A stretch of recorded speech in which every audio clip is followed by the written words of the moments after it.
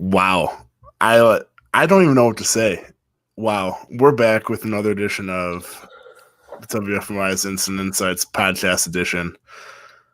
Live on Facebook, YouTube, Periscope, anywhere you want to talk Browns, although it's not a win. But, Joe, it's hard for me to be sad about a Browns. It feels weird to be sad about a Browns loss.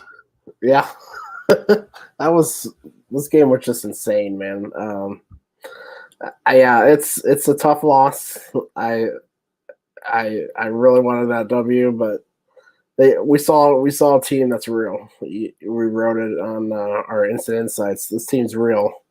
It's a real deal. They have a terrible defense. Yeah, I was going to say, can I correct you? The offense is real. The defense is bad. Yeah, this offense, I said it afterward.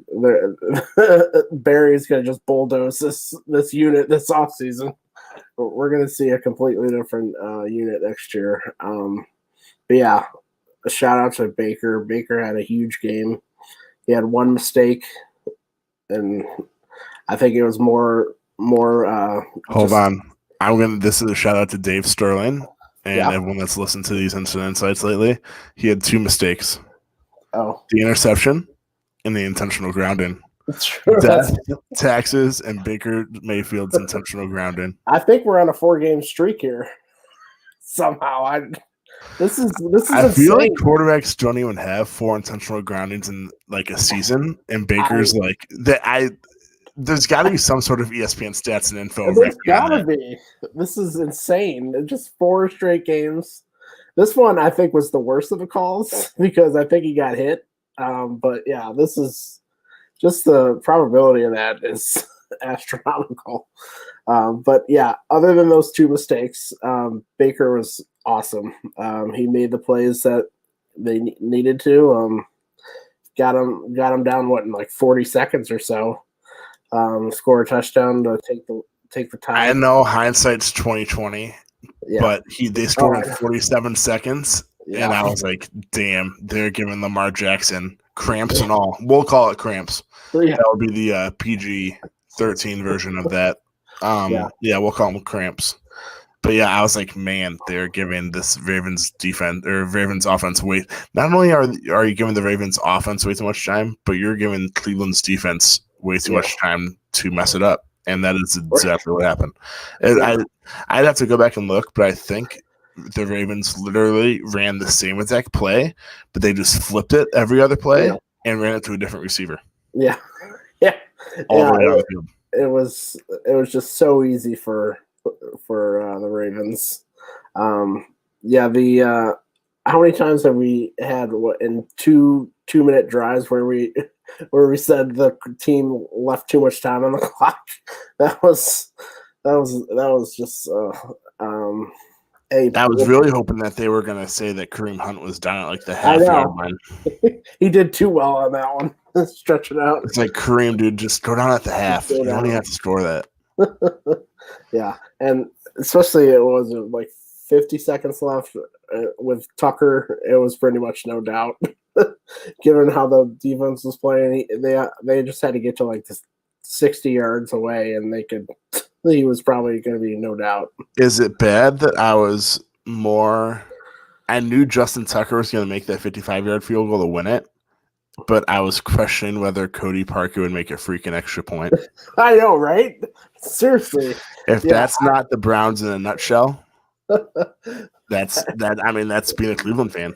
I know he missed one earlier in the game, but like my heart was racing on that extra point. But on the Justin Tucker one, I was like, all right, the Browns.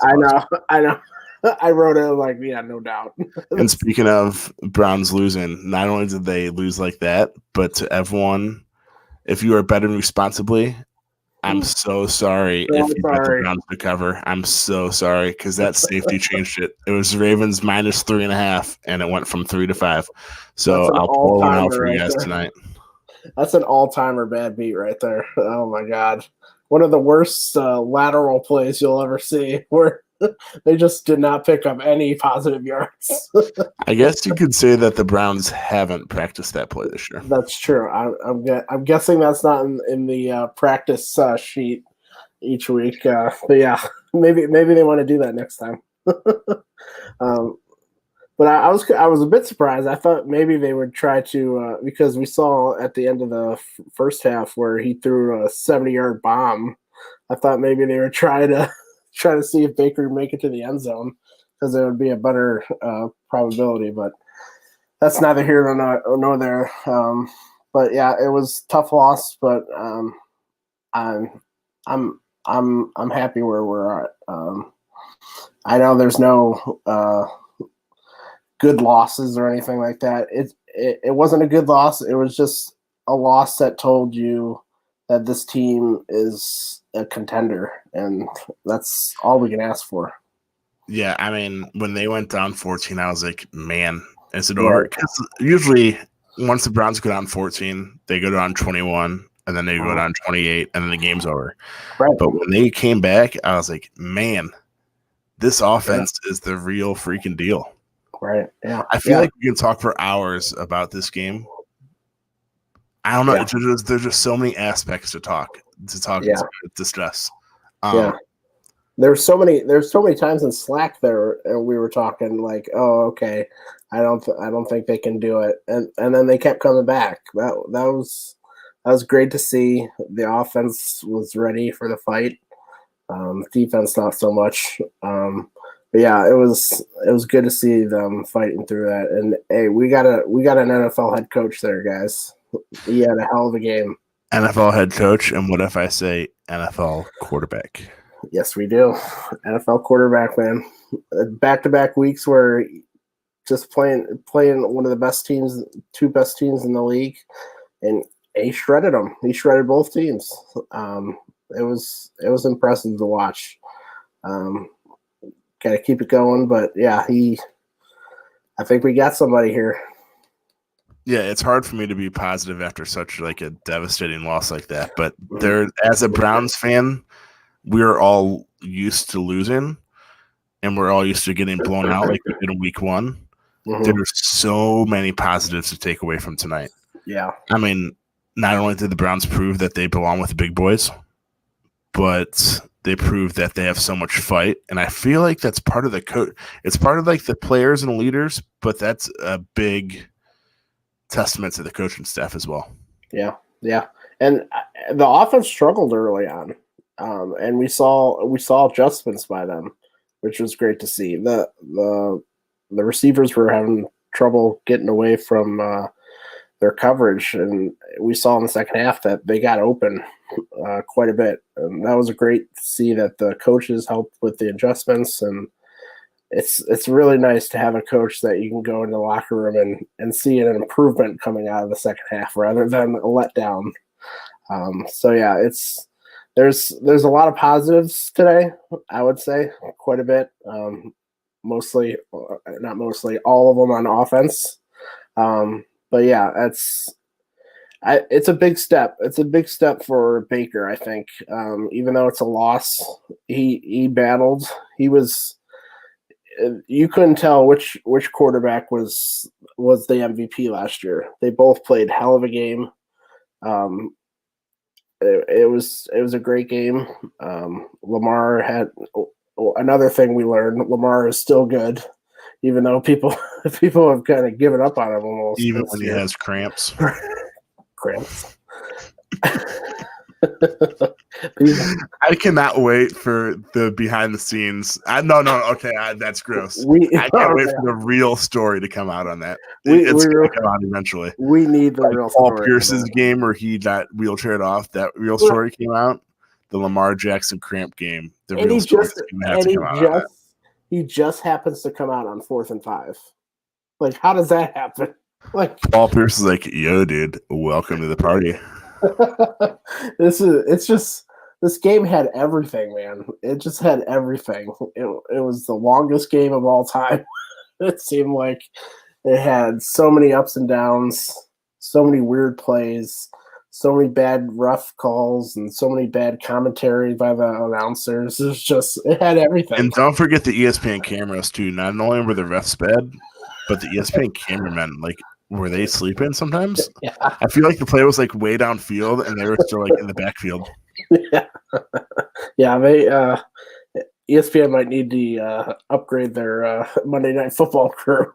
But yeah, it was fun to watch. I said it, even though they lost, it was fun to watch. It was a competitive game, but it sucks that they lost. But we got to move on.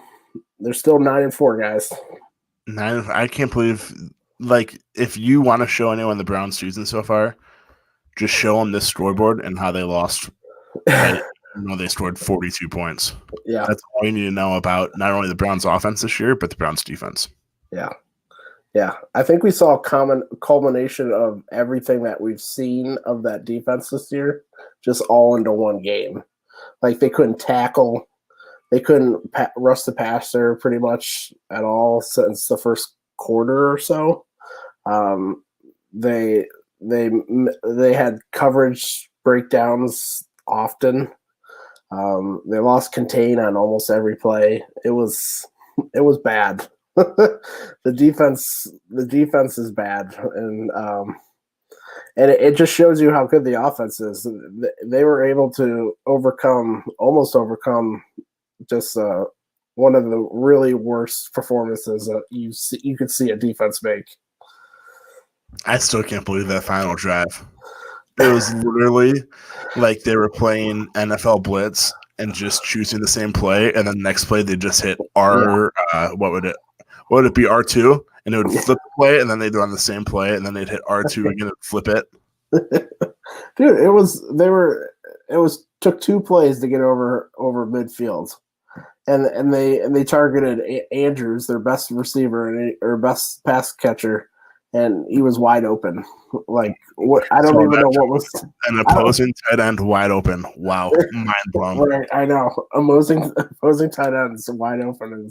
I think the biggest problem there is that the Ravens match up perfectly with the Browns defense because the Browns' biggest weaknesses are the Ravens' biggest strengths. Like, they don't have like that number one receiver, but they have Mark Andrews and Hollywood Brown who are good at getting open in the middle.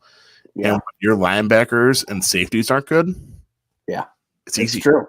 That's a great point. Yeah, it's a tough matchup for them. It's just, and you can add in Lamar. The Browns have struggles against running quarterbacks too. It was. I feel like that's a testament to the linebackers as well. Yeah, and when linebackers are bad, mobile quarterback and tight ends are going to kill you. Yeah, and the lack of discipline on the team. We saw that so many times over the course of the season, and it showed up today. I don't know how many times I would see that both DNs just run right past Lamar. I'm like, and then just leave a wide open alley out to the flat. I'm like, it was just like every play, and they didn't. So we saw improvement on the offense by the coaching staff. The defense did not. So I'm not sure if Joe Woods is just out of players and has no idea what to do, which I think which I think is the point. But still, you got to do something because it was just bad. It would have been interesting to see what would have happened today if Denzel Ward was healthy. I feel like that's it. I mean, he's obviously the Browns' best cornerback, but does he really help against a guy like Mark Andrews? I don't know. It's hard to. Marquise Brown struggled today, so that is what he had. 2 receptions for 50 yards. I guess the one was a long touchdown, but I don't know. I don't know if Denzel Ward really helps today. I think the best cornerback does, but I think it does in terms of. Not having to see MJ Stewart out there. He had a horrible game. He was forced to play a big snap count today, and he was picked on all day. I think it was just it forced players on the field that shouldn't have been on the field. rather than like his direct impact, it was like an indirect impact on the defense. Just not the lack of depth on the team. Defense, I think, hurt him more than actual him making plays on the field. The good news is that I don't want to talk about the offseason yet, but this offseason, assuming Greedy Williams can come back, right? They'll get Greedy back. They'll get Grant Delpit back. So you'll have your second best cornerback and a safety, and you have a lot of cap space. And I can guarantee you 99% of that cap space is going to go toward the defense. Oh, yeah. So looking at the offseason, this offseason could be really fun because we know that the Browns offense is the real deal. And if you can get like 5 or 6 players on defense and make that, I mean, even an average defense is a huge upgrade. Right. I mean, if you get rid of Andrew Sendejo, sorry, Andrew, and you replace him with an average safety, that is a huge upgrade. Huge upgrade. Yeah. It'll be amazing if we could see that. If you replace the bad guys with average players, that is like an astronomical difference. Right. It's crazy. Yeah. I think next year, this offseason is going to be fun. It's going to be really fun for the Browns. That you're waiting for next year. That's true. It's going to be a fun offseason because rather than most off seasons where we have like 400 different holes on the team, we can narrow down the holes. We know where it's at. It's on defense, and I think Barry will hit it hard. But getting back to the game, first off season in a while that the head coach is not a hole. That's true, and not changing. Wow. Yeah. Wow. It's a whole new world. And Baker gets a offense coordinator for the second straight year. Is that allowed? I think that's against the rules. I know. All right, but enough about the offseason. I don't want to wish away this season, but this offseason is going to be really freaking fun. Yeah, it is. Yeah. But yeah, getting back to this season's not done, man. We saw today that they're a contender and they can make waves in the playoffs. Today showed it. The announcer said that too. They said, "Don't be surprised if these teams meet again in the playoffs." Which, for them to meet, I mean, if Baltimore makes the playoffs, it would have to be like they'd have to upset and then meet in like the AFC Championship unless something crazy happens because they're going to both be like 5 or 6 seeds or 4 through 6 seeds in the playoffs. Right. But I'm trying to be positive here. It's tough to beat a team 3 times in one season. So maybe the Browns are playing chess and we're out here just playing cards. That's true. Look at that, man. But that's a good point. It'll be interesting who they face. I think they're still in the top wild card spot, but we'll see by the end of the year. I'm team anyone but the Chiefs. Please. Yes, please. Please. Which I think we're in good position unless we somehow crap the bed against either New York teams. I don't think we'll fall to the 7th spot.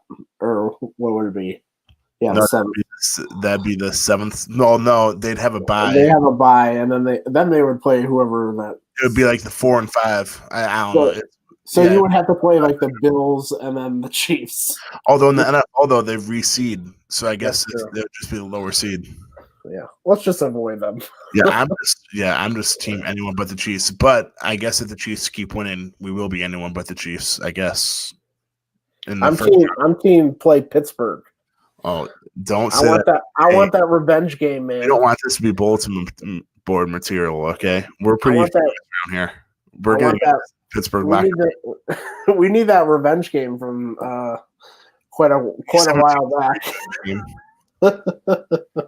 Yeah, that's true. That is true. Although maybe the Browns should lose that one too because it's tough to beat a team 3 times in the same season. Yeah.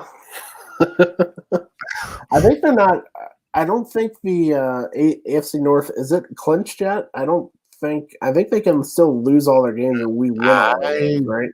Don't know. The Browns would be 2 games back, but I don't know how – no, it can't be clinched because the Browns are only 2 games back. Yeah. So, they have to somehow get a miracle from Cincinnati, which I don't see that happening.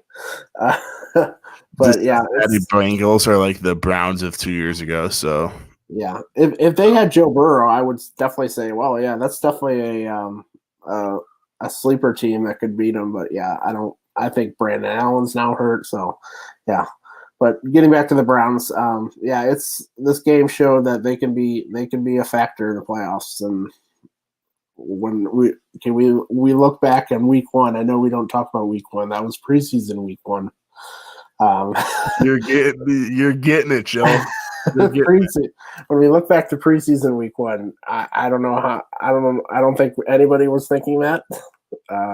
We were just hoping to be a contender for the playoffs, but now we're being a contender inside the playoffs, fighting, winning games, and I think today showed it that they can do it.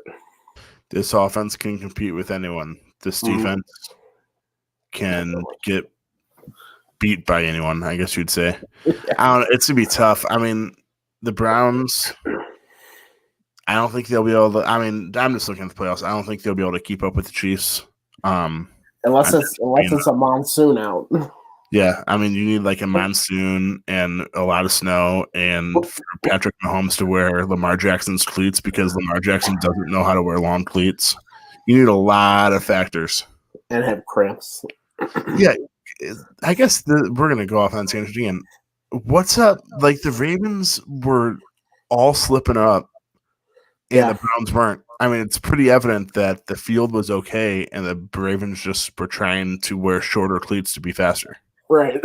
It's like what? Even the announcers are like, "Oh man, this field looks bad." No, the Ravens just are trying to wear short cleats to run faster. That's like the grass looked fine. Like I've seen so much worse. Like Pittsburgh by the end of the year is one of the worst fields in the league. And that was not even close. There was no dirt showing or anything like that. And what stinks is it might have cost Trace McSorley his. Yeah, that sucked. Yeah, that was tough to see. I mean, I don't like the Ravens, but I also don't want to see any human tears ACL like that either. Yeah, that looked like a serious injury. But yeah, it was so weird that they didn't make the change to cleats until halftime. And then, they showed like the guy on camera that had the longer cleats, and Lamar was like, "No, don't complain." Yeah. You can't complain if a guy is literally giving you longer cleats and you're just like, no, I'm good. I'm just going to slip more. And then I'm going to get mad when I slip. Yeah. Yeah. It was really weird. It was really weird. You'd think that even during warm-ups, they'd realize that they need longer cleats. But, hey, I guess not. I guess not. Yeah, it was super weird. This whole game was just weird. It was weird, to be honest. Just so weird. The fact that the Browns didn't cover after all that weirdness is even crazier. God, I can't get over this game. I was looking at the stats, man. Both teams 385 yards for Ravens and 493 for the Browns. It's just insane. Can we just discuss the fact that Baker had 343 yards and led the team in receiving? That's insane too, right? It kind of shows the weakness on the Browns that seven players had at least 2 receptions. Yeah. 3 players had 6. I mean, not only was Baker good, but he was spreading the ball out, which makes the whole. I know I've been preaching this since like week 2 or 3 since their first win, but when you get the whole team to buy in, like Kevin Stefanski has, that changes so much. Yeah. And I mean, even offensively, if 7 players are catching at least 2 balls, that sounded bad. If 7 players have at least 2 receptions, that's an easy way to buy in. Yeah, yeah, and it shows that that's what Baker is best at. He loves spreading the ball out. He's the point guard. He loves just finding the open guy and not trying to force feed somebody. But I think it also, even though the offense was really good, I think it did show, all the arguments that we've heard about OBJ, is this team better? I think we saw today that he would have been a huge help. None of the receivers could get open deep. But Joe, they still put up 42 points. So I know really that's that shows how insane this offense could be. Like there's another side to this offense that they can still do. But yeah, it'll be interesting to see if they can go in the offseason. I know we're going to the offseason again, but for Browns fans, we're used to talking about the offseason in December. Right, it's okay, right? See if they can get this offense to work with OBJ, because it would just be even more dynamic. But going back to the game, yeah, it was definitely a Baker game right there. Spreading it out, everybody contributing, and it kind of shows you that our best receiver today was Kareem Hunt. Who saw that coming? Right. The only thing I'm going to nitpick offensively is that I feel like I guess when you were down 14, it's kind of tough, but they went away from the run game way too much. I mean, Nick Chubb had 17 carries, Kareem Hunt had 6, Baker had 5. Wow. But like in the third quarter, it was like 33 pass attempts to 14 rush attempts. That in a game like that where you want to control the tempo, you have, especially when you have Nick Chubb. When you have Nick Chubb, he should be getting a lot more than I don't know. I guess we saw that game plan, but yeah, we saw that a bit last week too. They kind of it was a pass happy in the first half, but obviously it was super successful. I think it's showing that Kevin Stefanski's not a one trick pony. He doesn't just like stick to the run game, even though like that was where best at. He goes with the flow, whatever's running the best. And the pass game was working, especially in the second half. They were giving up easy passes. People were they were doing that one drive. They were just doing 10-yard passes. Just right I don't know who it was, but Baker was picking on that guy. It was like, oh, DPJ's being covered by now. Yeah. Shout out to DPJ. He was another big game for him, man. He keeps making plays, man. Absolutely. The best part about DPJ being good with the Browns is that it once again shows you just how bad Michigan is. It's awesome. It's like a win-win as a Browns fan. It really is. Yeah, it really is. It's like, wow, this guy stunk this bad at Michigan, but he's flourishing as a rookie in the first season. Yeah, that is a good point.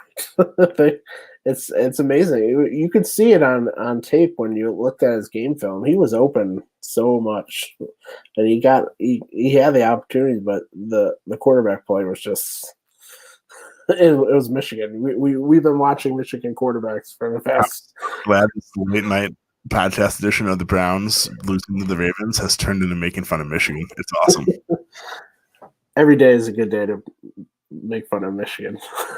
It is currently 12:37 a.m. and Michigan still stinks, so it's awesome.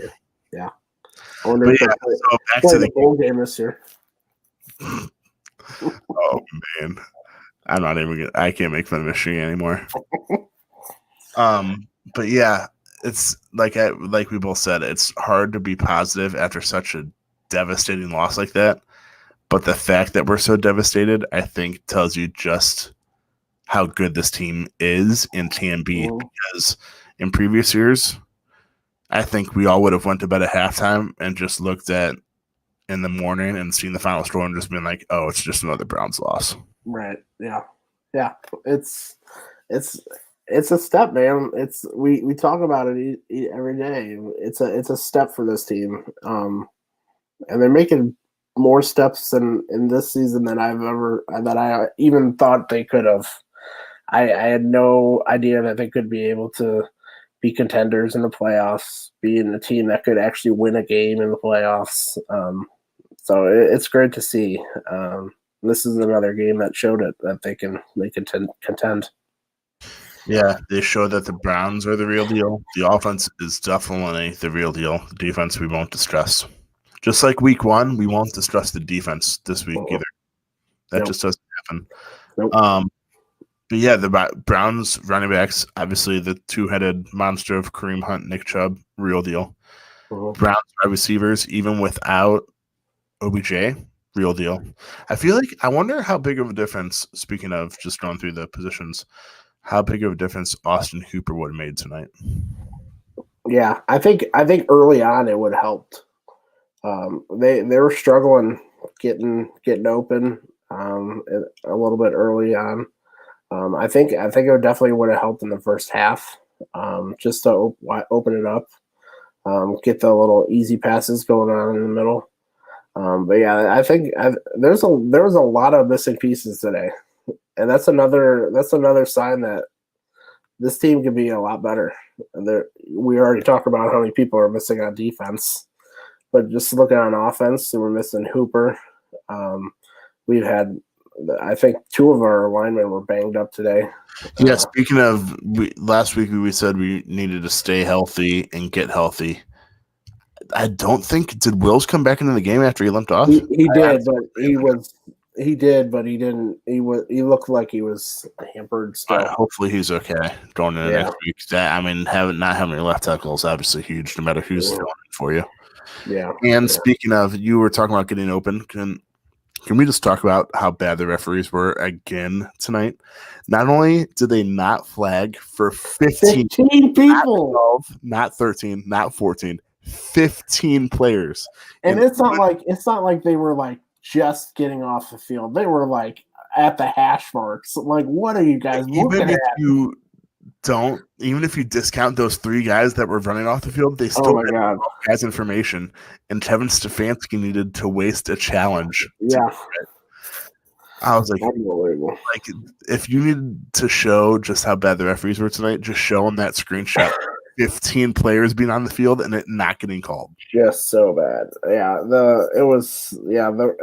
just call them nitpicky plays, and then they would miss just the illegal contact. I forget who it was, but they even showed it on replay. Yeah, he quarterback stood over him. Yeah, just knocked him down. Quarterback stood over him, and it was 10 yards downfield. I was like, one, not only did you miss it, but ESPN is literally playing a slow motion replay of it to show that you missed it. Yeah, it was so bad, and there's a lot of holes. Yeah, it was just. Yeah, the refs were. Yeah, I know. Come on. I know. It was. Yeah, I also wonder if Garrett is fully healthy. I don't think he is. I don't think his cardio is there yet. The way he really pop off. I agree. He hasn't been himself the last 2 weeks, so it's pretty evident that. I mean, even last week he kind of made fun of himself in that Instagram post too. Yeah. As long as he's healthy in 3 weeks for the playoffs, that sounds so good. As long as he's healthy for the playoffs. Yeah, we're seeing it across the NFL.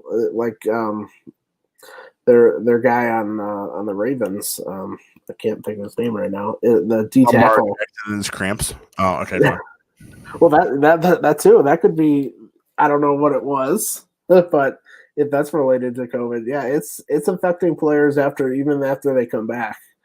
So hopefully he can get his cardio going, get his regular self back, because you saw today without him up to par. We saw it during the Ravens game when he wasn't healthy. It's a big difference. They need him. While we're at it, can someone please send a diploma to Lamar Jackson for graduating from the Paul Pierce School of Cramps, please? He got his bachelor's degree tonight, so congrats to Lamar. He not only got it, but he got his bachelor's degree from the Paul Pierce School of Cramps. Oh my God, that's gonna be forever. It's awesome. It just built this game even more up. It was crazy. Like, there's so many storylines. Like I don't know if I'm happy or sad that this game is going to be known as the Cramp game. I don't know if that's going to make me laugh or if that's just going to make me angry. Yeah. So, oh my God, it was. Oh, I can't. But yeah, there. It shows. So we were talking about all the injuries, and that shows an upside to this team. But I think another upside is all the mistakes they made.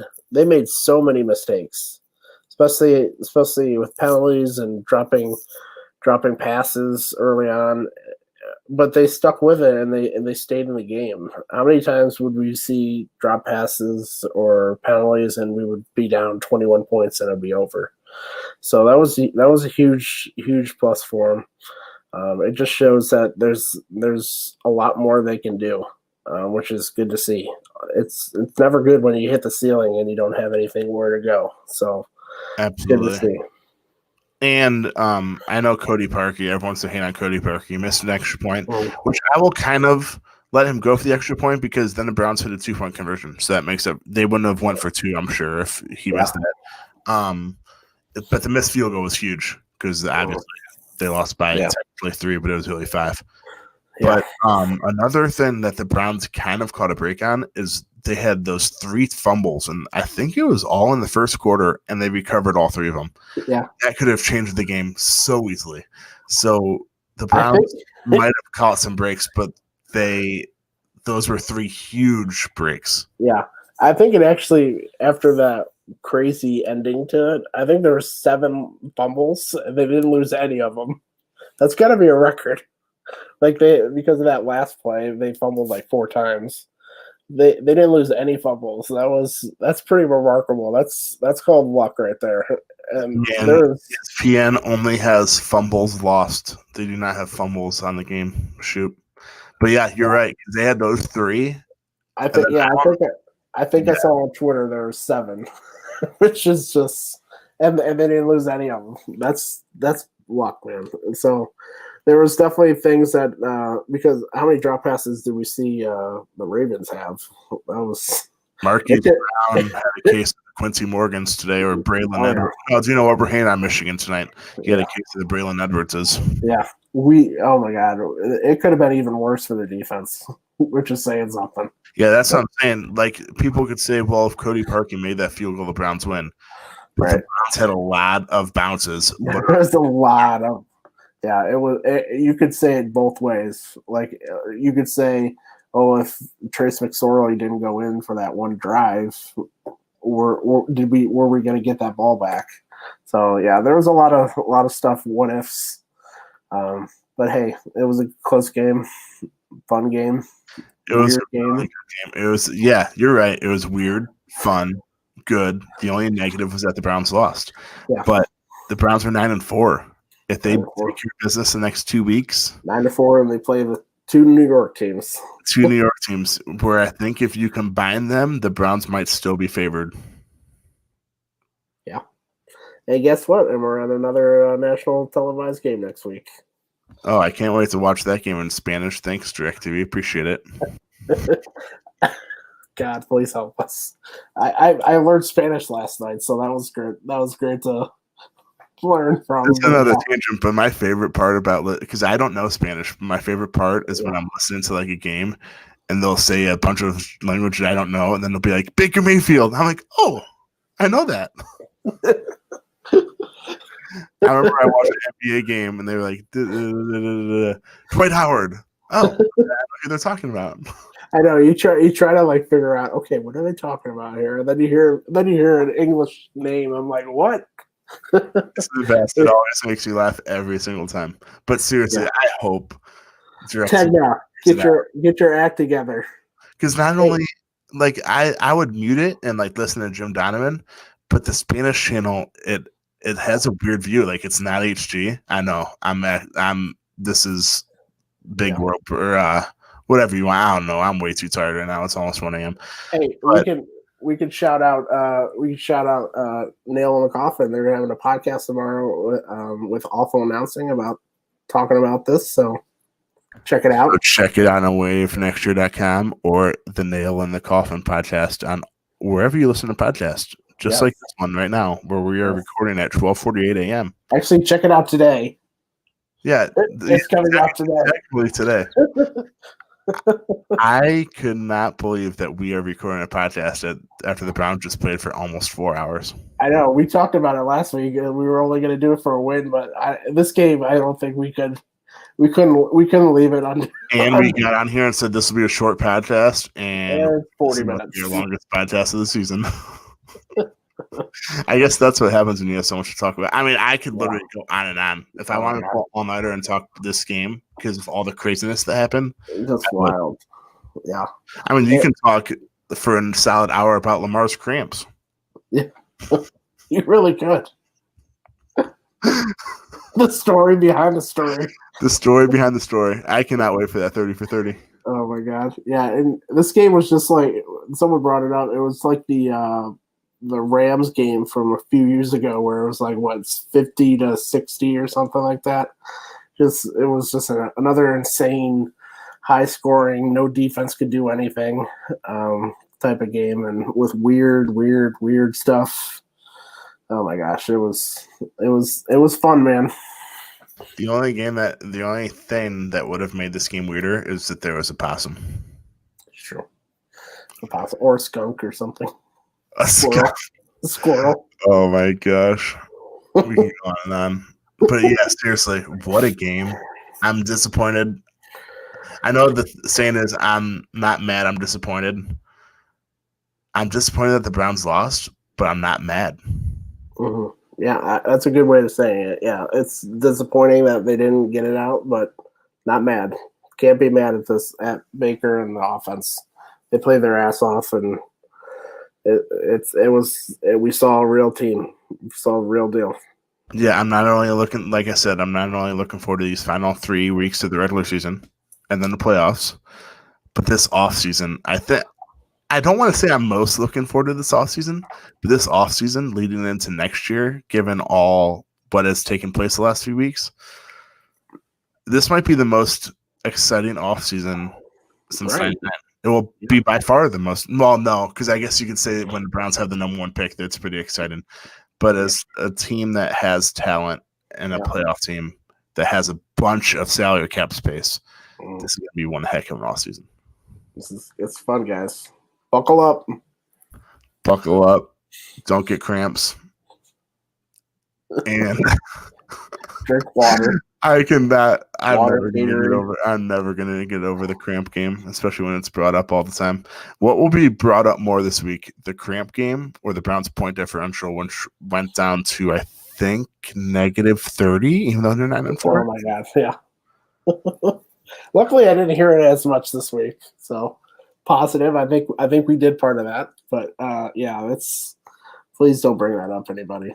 I will mute you just immediately. Bring up the cramp game. I'll gladly talk cramp game more than point differential, I promise. Cramp game. But seriously, Browns are 9-4. They just lost 47-42. I'm so sorry. Vegas bettors, I'm so sorry. Yeah, they had the 2 New York games and then the Pittsburgh Steelers, who are struggling big time. So it could be it's to be a very interesting 3 weeks. Mm-hmm. I think it's safe to say that the Browns are a playoff team. They're just playing for positioning at this point. That is so weird. We are a week and a half until Christmas, and the Browns are. So you know what? I'll say the Browns are in the playoffs. I'm knocking on wood right now. Okay. And you can see my screen shaking, so it's clear that I knocked on wood. Yeah. But yeah, the Browns are a playoff team. Yeah. Take care of business the next 2 weeks. Take care of business. Stay healthy. Get healthy. And we will see you next Sunday. Get healthy. Do you know what? Next Sunday is going to be another late nighter. Oh man, Joe. We're ready. See you guys at midnight next Sunday. Everyone have a safe week. See ya.